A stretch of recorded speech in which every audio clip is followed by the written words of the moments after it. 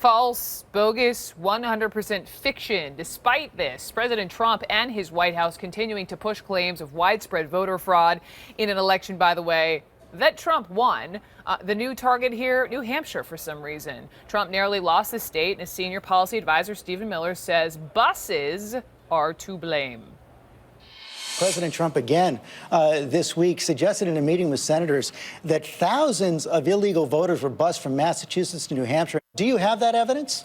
I've actually, having worked before on a campaign in New Hampshire, I can tell you that this issue of busing voters into New Hampshire is widely known by anyone who's worked in New Hampshire politics. It's very real. It's very serious.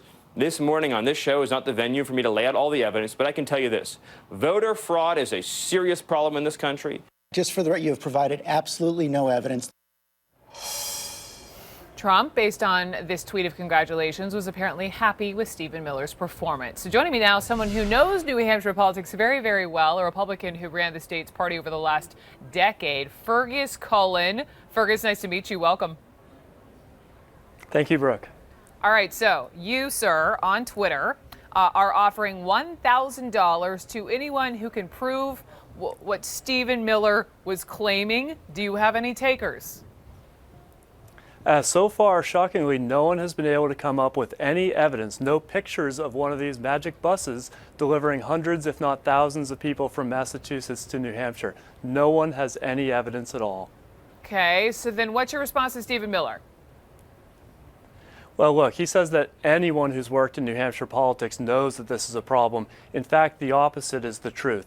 Anyone who has worked in New Hampshire campaigns knows that this is a shibboleth. It doesn't happen. The idea that people are coming to New Hampshire to commit fraud on a massive scale like this is just preposterous, and it needs to be called out as untrue. Well, we have you on, and it sounds like you're doing precisely that. You know, we looked at Stephen Miller's background. He's 31. By the way, he says he knows New Hampshire politics well. We looked in, he says, briefly worked on Scott Brown's 2014 Senate campaign in New Hampshire. That was like 2 or 3 weeks.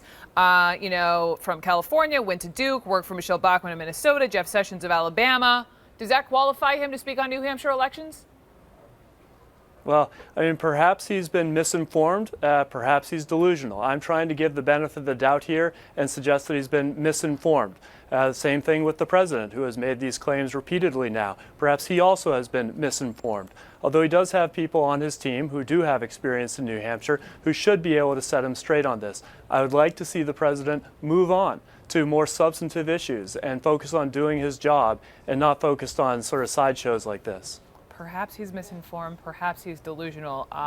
Fergus, I have one more for you. You know, you're a member of the Grand Old Party. You want to see Republicans succeed. Why on earth do you think Trump and his top advisors are still pushing this bogus theory? I don't know. I'm not going to become an armchair psychologist on this matter, but I am saying, look, you won the election. No one is arguing that. Supporters and opponents are both conceding that. Focus on doing your job and try and do some good for the country. And these kinds of sideshows, refighting wars from 3 months ago on an election which you won, are a distraction from that. That's what is disappointing. Look, I'm trying to have an open mind. I'm trying to give the guy a chance, but he makes it hard sometimes for Republicans to do that.